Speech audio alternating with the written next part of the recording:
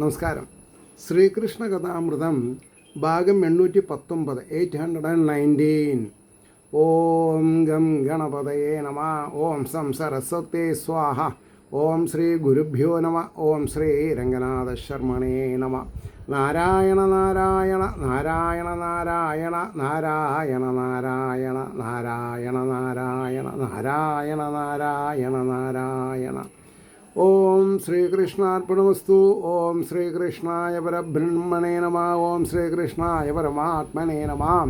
ഹരേ രാമ രാമ രാമ ഹരേ ഹരേ, ഹരേ കൃഷ്ണ കൃഷ്ണ കൃഷ്ണ ഹരേ ഹരേ. ഓം ശ്രീ രുക്മിണീ സത്യഭാമാ സമേത ശ്രീ ഗോപാലകൃഷ്ണസ്വാമിനേ നമ.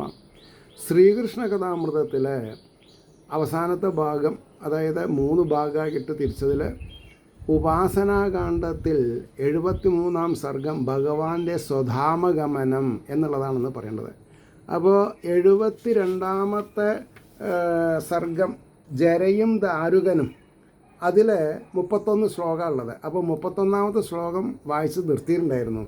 ഈ വണ്ണം ഈശ്വരൻ അലിഞ്ഞ് അരുളിയിടും ആജ്ഞ കൈകൊണ്ട് തൃക്കഴലിൽ വീണ് നമസ്കരിച്ച് മന്ദസ്മിതാദ്രമുഖ പത്മവും ഓർത്തുകൊണ്ട് കണ്ണീർ നിറഞ്ഞൊരു വിധത്തിൽ അവൻ മടങ്ങി.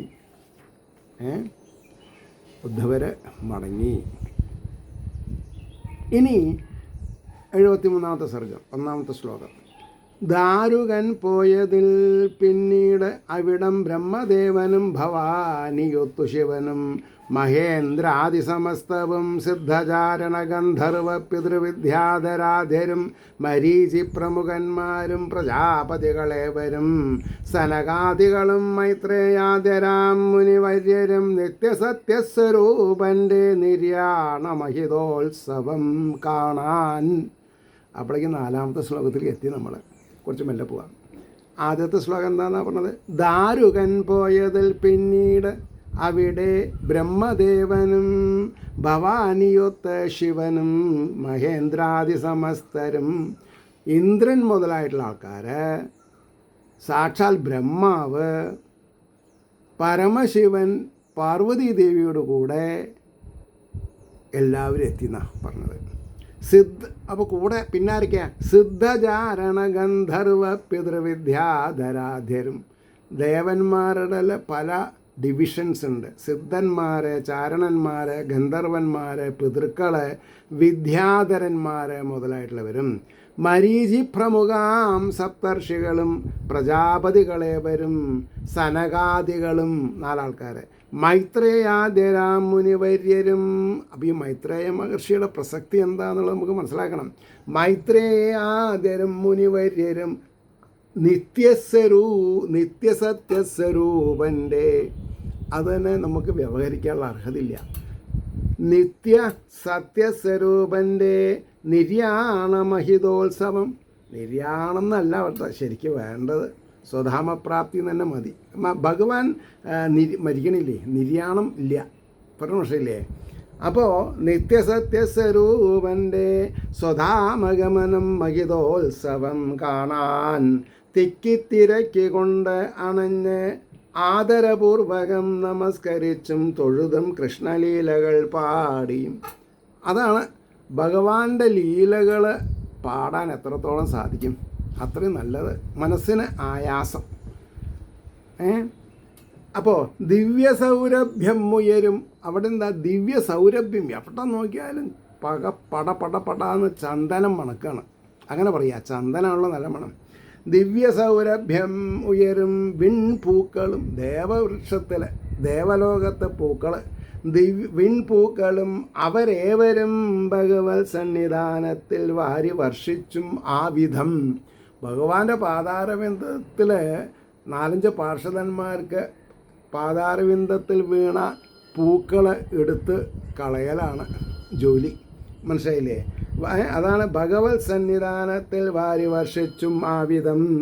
വെണ്ണിലെങ്ങും വിമാനങ്ങൾ, ഇവരൊക്കെ വന്നിട്ടുള്ള യാനങ്ങൾ, വാഹനങ്ങൾ ആകാശത്ത് വെണ്ണിലെങ്ങും വിമാനങ്ങൾ നിറഞ്ഞു വിലസിയിടവേ സർവേശ്വരൻ്റെ മൃദുലസ്മിത സുന്ദരമാം മുഖം. സർവേശ്വരൻ്റെ മൃദുലസ്മിത സുന്ദരമാം മുഖം കൺകുളിർക്കേ നുകർന്നും കൊണ്ടേവരും. എല്ലാവരും ഭഗവാനെ വളരെയധികം ഭംഗിയോടുകൂടി നോക്കി.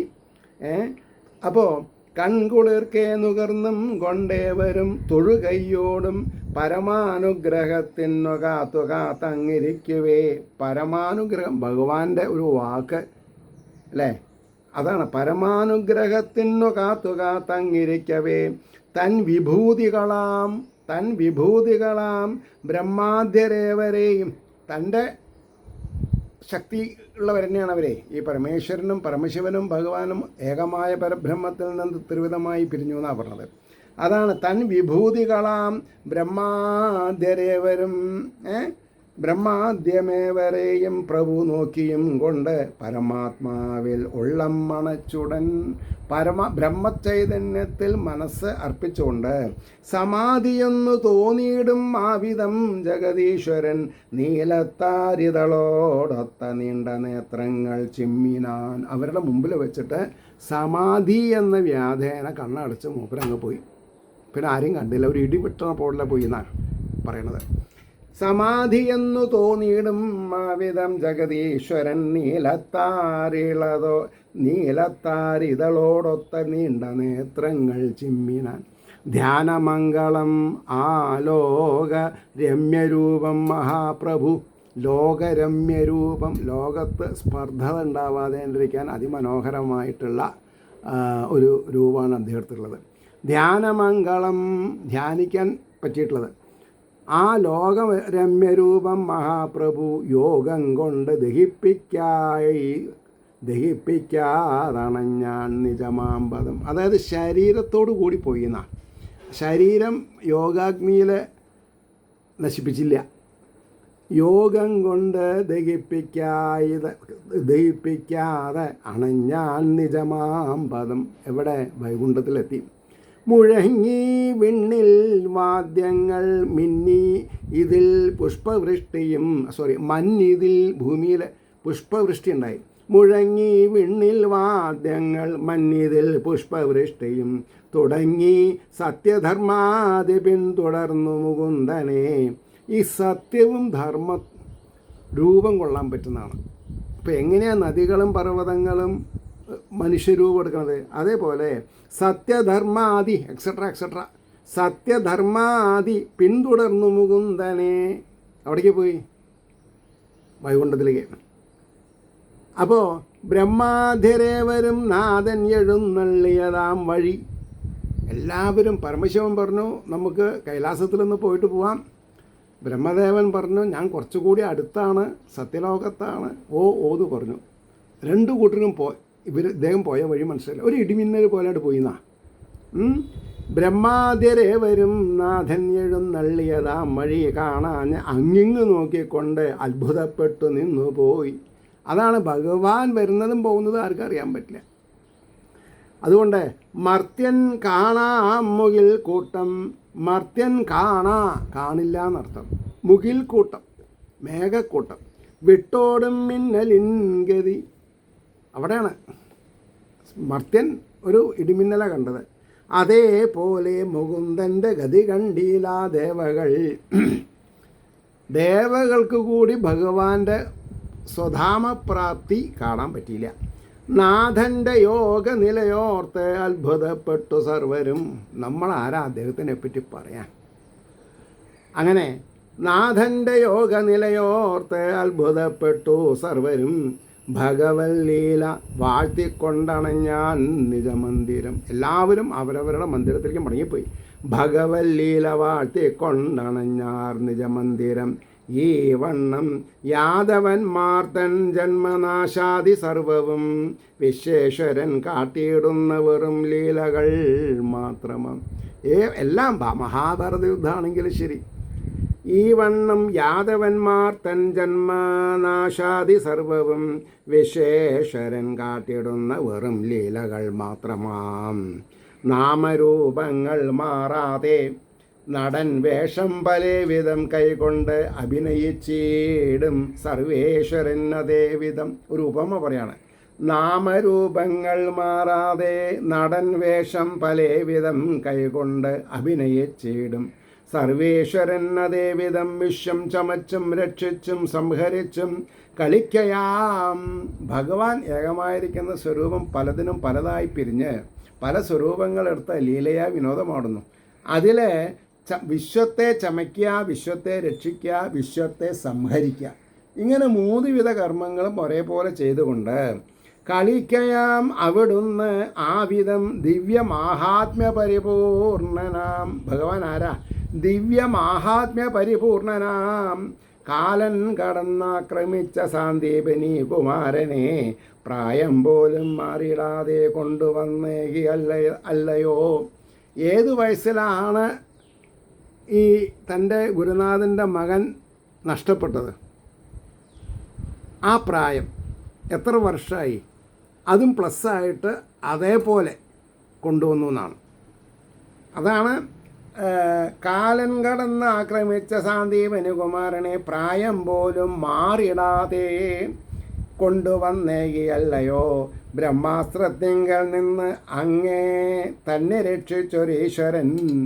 അത് തന്നെ എന്ന് പറഞ്ഞാൽ പരീക്ഷിത്ത് മഹാരാജാവിനെ ബ്രഹ്മാസ്ത്രത്തിങ്കൽ നിന്ന് അങ്ങേ തന്നെ രക്ഷിച്ചൊരീശ്വരൻ നാരായണൻ സാക്ഷാൽ ശ്രീഹരി. അന്തകാന്തകനെ പോലും ബാണയുദ്ധത്തിൽ വന്നവൻ. ബാണയുദ്ധത്തിൽ ശിവനെ വിജയിക്കുണ്ടായി. അതാണ് അന്തകാന്തനെ, അന്തകൻ്റെ കാന്തനെ. അന്തകാന്തനെ പോലും ബാണയുദ്ധത്തിൽ വന്നവൻ ജയിച്ചവൻ. തന്നെയും യാദവരെയും മാത്രം രക്ഷിച്ചു കൊള്ളുവാൻ ആലോചിച്ചാലും ആളാവുകയില്ലയോ ഗുരുനന്ദന. തൻ്റെ ആൾക്കാരുടെ വംശം നശിപ്പിക്കാണ്ട് നോക്കാൻ അദ്ദേഹത്തിന് സാധിച്ചിരുന്നല്ലോ. പക്ഷേ അതല്ല, ഭഗവാൻ ധർമ്മമാണ് ആചരിക്കണത് എന്ന് പറഞ്ഞാൽ എന്താ? ഭൂമിക്ക് ഭാരം വരാൻ പാടില്ല. അപ്പോൾ ദുഷ്ടമനസ്സുള്ളവരേനൊക്കെ വധിക്കണം. അപ്പോൾ ആലോചിച്ചാലും ആളാവുകയില്ലയോ ഗുരുനന്ദനം.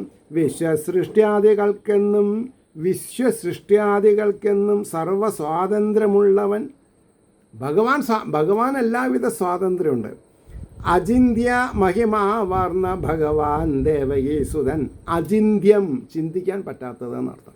അചിന്ത്യ മഹിമാവർണ്ണ. എത്രയാണ് ഭഗവാന്റെ ശ്രേഷ്ഠത എന്ന് ഒരാൾക്കും പറയാൻ പറ്റില്ല. ആത്മനിഷ്ഠയ്ക്കു വേണ്ടുന്ന ദിവ്യമാം ഗതി കാട്ടുവാൻ അദ്ദേഹത്തിൻ്റെ ഉപദേശങ്ങളും അവതാരങ്ങളും എന്തിനാ? അപ്പോൾ ആത്മനിഷ്ഠയ്ക്ക് വേണ്ടുന്ന ദിവ്യമാം ഗതി കാട്ടുവാൻ ആഗ്രഹിച്ചില്ല തിരുമൈ ഇവിടം തന്നെ നിർത്തുവാൻ. ഈ ശരീരം ഭൂമിയിൽ തന്നെ നിർത്താനും ഭഗവാൻ ശ്രമിച്ചില്ല. അതാണ് ശരീരത്തോടു കൂടി പോയി എന്ന് പറഞ്ഞത്. ആട്ടമാവുകിൽ യോഗത്താൽ പലരും ദേഹസിദ്ധിയാൽ വിഹരിച്ചതിൽ വീണയ്ക്കാം എന്നോർത്താൻ വിശ്വപാലകൻ. ആട്ടല്ല കേട്ടോ, സോറി, മട്ടാവുകിൽ. അങ്ങനെയാണെങ്കിൽ യോഗത്താൽ പലരും ദേഹസിദ്ധിയാൽ വിഹരിച്ച് അതിൽ വീണേക്കാം എന്നതോർത്താൻ വിശ്വപാലകൻ. പല കാര്യങ്ങളും അദ്ദേഹത്തിന് ആലോചിക്കാണ്ട്, കയ്യിൽ നിന്ന് കാര്യങ്ങൾ പോകരുത്.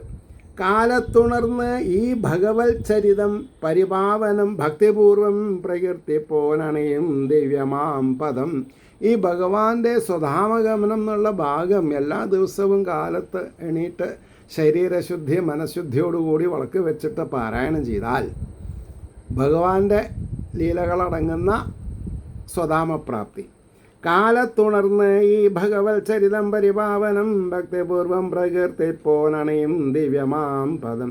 ദാരുകൻ കൃഷ്ണവിരഹ ദുഃഖിതൻ ചെന്നുണർത്തിനാൻ വസുദേവാദ്യർതൻ മുമ്പിൽ വീണ കണ്ണീരിൽ മുങ്ങുപോൻ. ശ്രീകൃഷ്ണൻ്റെ പിതാവിൻ്റെ അടുത്ത് പോയിട്ട് പറഞ്ഞു, ഇങ്ങനെയൊക്കെയാണ് ഉണ്ടായത്, ഇനി എന്താ വെച്ചാൽ ചെയ്യാൻ, ഉടനെ നമുക്ക് ദ്വാരക വിട്ടു പോകണം. അപ്പോൾ ദാരുകൻ കൃഷ്ണവിരഹ ദുഃഖിതൻ ചെന്നുണർത്തിനാൻ വസുദേവാദ്യർതൻ മുമ്പിൽ വീണ കണ്ണീരിൽ മുങ്ങുവോൻ. ഈ മട്ട് അത്യാഹിതം കേൾപ്പോരെ വരും. ഇങ്ങനെ ശ്രീകൃഷ്ണന് പറ്റിയിട്ടുള്ള അവസ്ഥ പറഞ്ഞപ്പോഴേക്കും എല്ലാവരും മോഹാത്സ്യപ്പെട്ടു എന്നാണ് പറഞ്ഞത്. ഈ മട്ട് അത്യാഹിതം കേൾപ്പോരെ വരും. ശോകമൂർച്ചയാൽ കൃഷ്ണൻ്റെ വിരഹം താങ്ങാനാവാതെ അത്യന്തധീനരായി ബദ്ധപ്പെട്ടോടി വാവിട്ടു കരഞ്ഞും കൊണ്ട് സർവരും വൃഷ്ണി അന്തകാദ്യർ വീണയിടം പിന്നീടെങ്ങനെ ഓതിടും. ഓട്ടും ചാട്ടുമായി അതിനിടയ്ക്ക് ബോധക്ഷയും. അപ്പോൾ വീഴാൻ തുടങ്ങിയതാണ്. ബന്ധപ്പെട്ടോടി വാവിട്ടു കരഞ്ഞും കൊണ്ടു സർവരും വൃഷ്ണി അന്തകാധ്യർവീണേടം പിന്നീട് എങ്ങനെയോതിടും. എങ്ങനെ ഇപ്പം ഇതൊക്കെ പറയാം? വിളിക്കലും കൃഷ്ണനെയും രാമനെയും എരേടവും കാണാഞ്ഞിട്ട് ആരോഹിണിയും ദേവകീ ദേവിയും, അതായത് ബലഭദ്രസ്വാമിയുടെ അമ്മയായിരിക്കുന്ന രോഹിണി ദേവിയും ഭഗവാന്റെ സാക്ഷാൽ ശ്രീനിവാസൻ്റെ അമ്മയായിട്ടുള്ള ദേവകി വസുദേവരും അവർ മാറി മാറി കൃഷ്ണ രാമ രാമ കൃഷ്ണ എന്നിങ്ങനെ ഉച്ചത്തിൽ വിളിക്കുകയാണ്. ആരും വിളി കേൾക്കാനില്ല. മോഹാലസ്യപ്പെട്ടതോടെ, മോഹാലസ്യം വന്നതോടുകൂടി ഭഗവൽ വിരഹാർത്തിയാൽ പ്രാണങ്ങളെ തന്നെ ഉടൻ കൈവിട്ടു ഗുരുനന്ദന. ജീവൻ പോയി അവരുടെ. അതാണ് പ്രാണങ്ങളെ തന്നെ ഉടൻ കൈവിട്ടു ഗുരുനന്ദന. ഹേ വിതുരരേ എന്നർത്ഥമായി. സ്ത്രീജനം കാന്തരോടൊപ്പം ചിതയിൽ ചാടി നിർഭയം, ഭയമില്ലാതെ കണ്ട് സ്ത്രീകളെ ഉടൻതടി ചാടി, അതായത് അവരവരുടെ ഭർത്താക്കന്മാരുടെ ചിതയിൽ വീണു. കൃഷ്ണൈക ചിത്തന്മാരായ രുക്മിണ്യാദികൾ ദേവികൾ,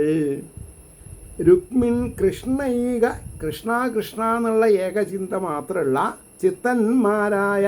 ചിത്തരായ രുക്മിണ്യാദികൾ ദേവികൾ മറഞ്ഞാരഗ്നിയിൽ തന്നെ അവരും തീയില അപ്രത്യക്ഷമായി. മഹാമഹിമയാർന്നവർ കൃഷ്ണൻ പിരിഞ്ഞ ദുഃഖത്താൽ അത്യന്താകുലൻ അർജുനൻ. ഭഗവാൻ ഈ സ്ഥലം വിട്ടു പോയില്ലോ എന്ന് പറഞ്ഞ് കരഞ്ഞുകൊണ്ട് അർജുനൻ അവിടെ എത്തി. ഭഗവൽ ഗീതയോർത്തുള്ള ഉള്ളം ഒരു മട്ടിൽ ഒതുക്കിയോൻ. ഒരു പരിധിവരെ ശാന്തിയും സമാധാനവും അർജുനന് പരിപാലിക്കാൻ സാധിച്ചു എന്നാണ്. കാരണം എന്താ? ഭഗവത്ഗീതയോർത്ത് ഉള്ളം ഒരു മട്ടിൽ ഒതുക്കിയോൻ ആളില്ലാതായ ബന്ധുക്കൾക്കൊക്കെയും വിധി പോലവേ സംസ്കാരാദികൾ കൃഷ്ണൈക ചിത്തൻ ചെയ്യിച്ചു സർവവും. ഭഗവാനെ പറ്റി ആലോചിച്ച് മരിച്ചിട്ടുള്ളവരുടെ മരണാനന്തര ക്രിയകളൊക്കെ അർജുനൻ ചെയ്യിച്ചു. അതേ ദിനം തന്നെയുടൻ ദ്വാരകാപുരം ആഴിയിൽ ഇവരെ അവിടുന്ന് ദ്വാരക വിട്ട് മെയിൻലാൻഡിൽ എത്തിയപ്പോഴേക്കും പിന്നിലേക്ക് നോക്കുമ്പോൾ ഉണ്ട് ദ്വാരക അമരയ വെള്ളത്തിൽ. വായിച്ചിട്ടൊരു അനുഭൂതി ഉണ്ടാവും നമുക്ക് വായിക്കുമ്പോൾ. എവിടെയാണ്? നമ്മുടെ മുമ്പിലാണ്. കാരണം നമ്മളാണ് വായിക്കുന്നത്. അതുകൊണ്ട് വിശ്വപാവനം ഒന്നോർത്താൽ തന്നെ പാപങ്ങളറ്റുപോകും. വിശ്വപാവനം, വിശ്വത്തിൻ്റെ പരിശുദ്ധിയും ഭഗവാനും കൂടിയിട്ടുള്ള കഥകൾ സ്മരിച്ചാൽ തന്നെ എന്തെന്നില്ലാത്തൊരു ഊർജം നമ്മൾക്ക് വരും.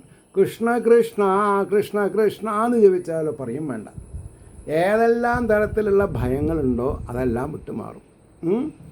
അപ്പോൾ വിശ്വപാവനം എന്നോർത്താൽ തന്നെ പാപങ്ങളറ്റുപോകും. അല്പാൽപ്പം ബാക്കിയായോരെ കൂട്ടിച്ചെന്നു ധനഞ്ജയൻ. അവിടെ അവശേഷിച്ച ജനങ്ങളെ കൂട്ടിയിട്ട് നടക്കാൻ തുടങ്ങി. വാഴിച്ചു നിന്നെ രാജാവായുടൻ പൂകി മഹാപദം. അപ്പോൾ അർജുനൻ ഇതിങ്ങനെയൊക്കെ പറഞ്ഞ് ഇനി ഇവിടെ നിന്നിട്ട് കാര്യമില്ല എന്ന് നമ്മുടെ എന്താ പറയുക യമധർമ്മരല്ല എന്താ പറയുക പാണ്ഡുവിൻ്റെ മൂത്ത പുത്രനുള്ള അവിടെയാണ് പ്രശ്നം വരുന്നത്. ഭീമൻ, അർജുനൻ, അർജുനൻ നകുല സഹദേവൻ. അപ്പം മുമ്പിലത്തെ ആളുടെ പേര്